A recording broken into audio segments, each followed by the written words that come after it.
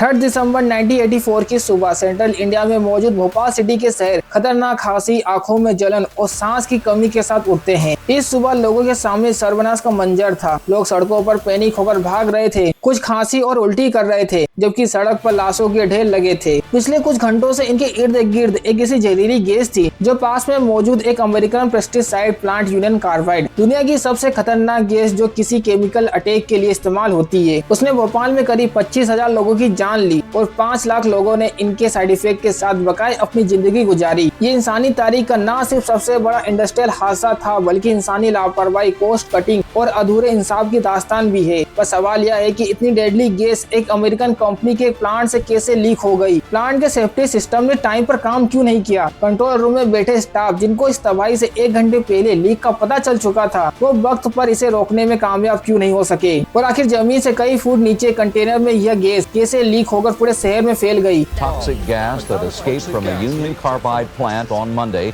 has killed at least 1,600 people. दोस्तों, भोपाल में union carbide नामी अमेरिकन कंपनी पेस्टिसाइड प्रोड्यूस करती थी। इनका प्रोडक्ट सेवन नाम से मार्केट में सेल होता था, जिसको किसान अपने खेतों में स्प्रे करके मिश्रित कीड़ों से बचाकर अपने प्रोडक्शन को बढ़ा सकते थे। यह प्रोडक्ट मिश्रित केमिकल से मिलाकर बनाया जाता है। इसका सबसे इम्पोर्टेंट इंग्रेडिएंट मिथाइल आइसोसाइनाइड था, जिसे शॉर्ट में MIC भी कहा जाता है। 1969 में जब यह फैक्ट्री शुरू हुई थी, उस वक्त MIC को अमेरिका से इम्पोर्ट किया जाता था, लेकिन बाद में यूनियन कार्बाइड को भोपाल में ही इसको प्रोड्यूस करना शुरू कर दिया। यानी पहले फैक्ट्री में MIC को प्रोड्यूस किया जाता है, फिर उसकी मदद से सेवन को मिथाइल आइसोसाइनाइड या फिर MIC का एक बहुत ही खतरनाक केमिकल है जो लिक्विड फॉर्म में स्टोर किया जाता है।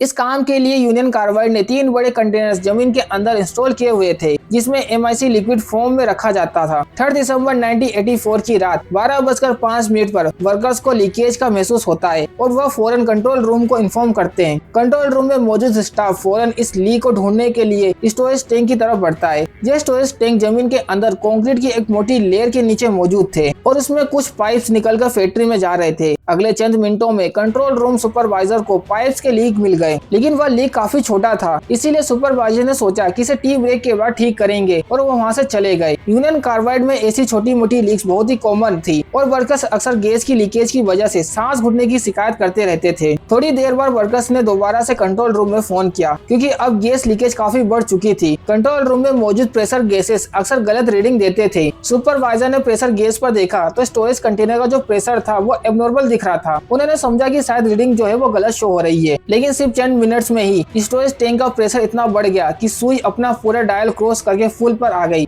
सुपरवाइजर दोबारा से स्टोरेज टैंक की तरफ गया तो क्या देखता है कि कंटेनर में मोटी लेयर में वाइब्रेशन हो रही है और उसमें क्रैक पड़ चुके हैं। इस वाइब्रेशन का मतलब साफ था कि स्टोरेज कंटेनर में जो प्रेशर है वो हद से ज्यादा बढ़ चुका है। इस वक्त रात के 12:30 बज रहे थे। सुपरवाइजर ने फौरन इमरजेंसी डिक्लेयर कर दी और लीक होने वाली गैसेस जो फैक्ट्री के पाइप से दाखिल हो चुकी थी उसको न्यूट्रलाइज करना शुरू कर दिया। फैक्ट्री में इस किस्म के हालात से निपटने के लिए 3 अलग अलग डिवाइसेस लगी हुई थी। पहली थी गैस स्क्रैबल, जिसमें एक खास केमिकल लीक होने वाली MIC को न्यूट्रलाइज करेगा। पर जब सुपरवाइजर ने चेक किया तो यह डिवाइस खराब पड़ी थी। अगर पहला सेफ्टी सिस्टम गैस को न्यूट्रलाइज ना कर सके तो इसके लिए फैक्ट्री में दूसरा सेफ्टी सिस्टम लगाया गया था और वह था फ्लेयर टावर। इसका काम गैस को एटमॉस्फेयर में निकलने से पहले ही जला देने का होता है। पर मालूम पड़ा कि फ्लेयर का एक इम्पोर्टेंट पाइप कुछ दिन पहले किसी ने निकाल दिया था और फिर उसे वापस नहीं लगाया, लिहाजा फ्लेयर टावर ने भी अपना काम नहीं किया और अब यह जहरीली गैस चिमनी के जरिए एटमॉस्फेयर में दाखिल हो गई।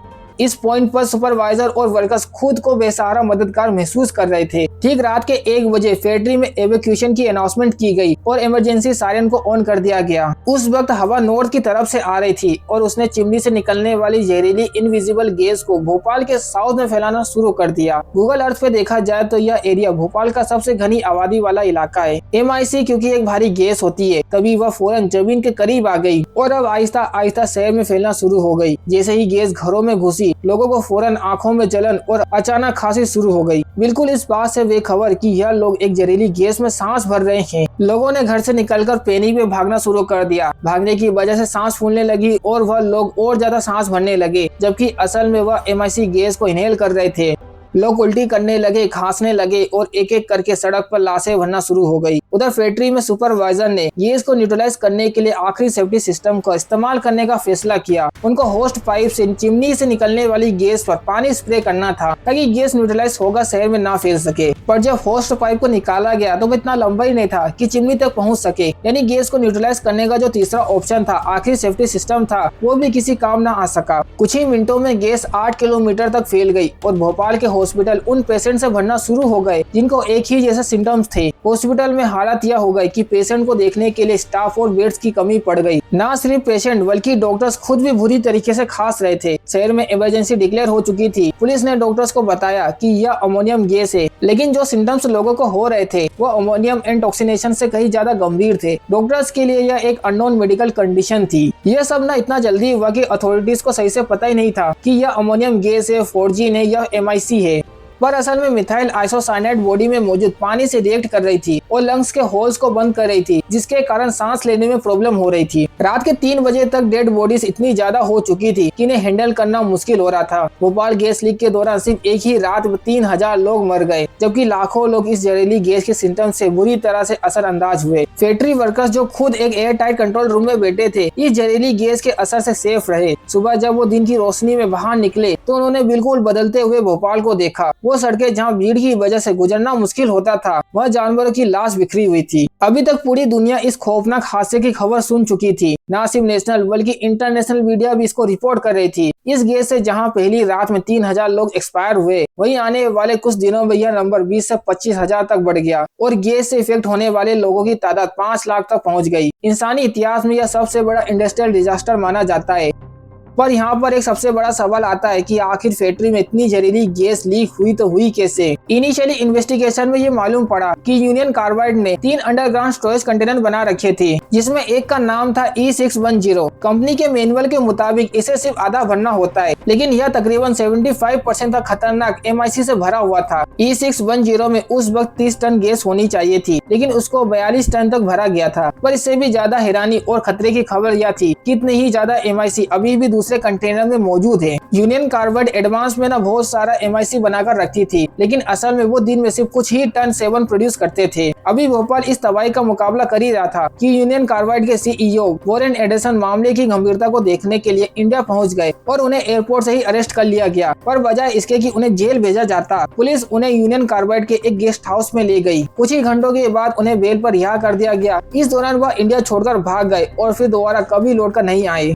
वहाँ फैक्ट्री में अथॉरिटीज इस कस्मकस में थी कि दूसरे कंटेनर में बची हुई MIC के साथ क्या करना है। उनको इसका कतरा डिस्ट्रॉय करना था ताकि भोपाल किसी और हादसे का शिकार न हो सके। पर इसका सिर्फ एक ही हल था कि खराब फैक्ट्री को दोबारा चलाया जाए और इसमें से 7 प्रोड्यूस किया जाए। पर यह काम काफी खतरनाक था, क्योंकि इस काम में वही फैक्ट्री के खराब पाइप्स और गलत रीडिंग देने वाले गेजेस का इस्तेमाल होने थे। भोपाल के लोगों को जब यह मालूम पड़ा कि फैक्ट्री दोबारा स्टार्ट होने वाली है, तो लाखों लोग शहर छोड़कर भागने लगे। फैक्ट्री स्टार्ट करने से पहले दीवारों पर गीले कपड़े लगाए गए और एक हेलीकॉप्टर पानी फेंकने के लिए भी घूम रहा था कि इन केस अगर गैस दोबारा लीक होती है तो उसे वहीं न्यूट्रलाइज किया जा सके। सारी सेफ्टी करने के बाद फैक्ट्री को दोबारा चलाया गया। खुशकिस्मती से इस बार गैस लीक नहीं हुई और 7 दिनों के अंदर सारा स्टोर किया हुआ MIC को खत्म कर दिया गया। यूनियन कार्बाइड अब MIC से क्लियर हो चुकी थी। लोग वापस अपने घर लौटने लगे, लेकिन सबके पास सिर्फ एक ही सवाल था कि आखिर इस हादसे की असल वजह क्या थी। उस रात आखिर ऐसा क्या हुआ था कि पूरी 42 टन MIC कंटेनर से लीक हो गई।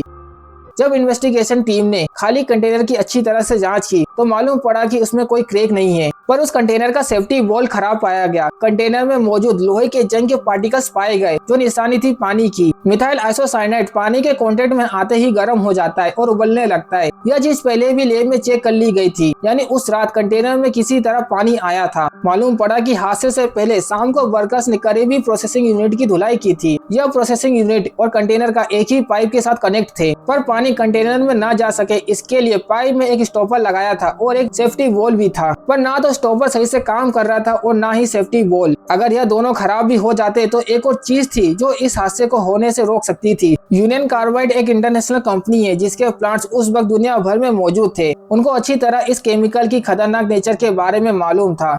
इस किस्म के हादसे से बचने के लिए आधे कंटेनर को लिक्विड MIC से भरा जाता, जबकि बाकी आधे में नाइट्रोजन गैस डाली जाती थी। ताकि अगर कभी वॉल्व या स्टॉपर खराब भी हो जाए तो नाइट्रोजन गैस का प्रेशर पानी को वापस बाहर धकेल सके। पर अफसोस तौर पर उस शाम कंटेनर में नाइट्रोजन गैस भी नहीं थी। इन्वेस्टिगेशन टीम ने रिकॉर्ड चेक किए तो मालूम पड़ा कि पिछले 20 दिनों से किसी ने नाइट्रोजन गैस के लो प्रेशर को रिकॉर्ड ही नहीं किया। यह एक क्लियर कट था लापरवाही और कॉस्ट कटिंग का। रिपोर्ट में बताया गया कि 1984 में ही यूनियन कार्बाइड ने भोपाल के प्लांट को चलाने के लिए खर्च में करीब $1.2 बिलियन की कटौती की थी, जिसकी वजह से छोटे मोटे गेजेस और बॉल्स को रिपेयर ही नहीं किया जा रहा था। बाद में यह भी मालूम पड़ा कि इस हादसे से पहले कंपनी को कई वार्निंग भी मिल चुकी थी। 1981 से 1984 तक 5 बार यह गैस लीक होने के केस हो चुके थे, जिसमें से एक बार यूनियन कार्बाइड के एक वर्कर्स की जान भी जा चुकी थी।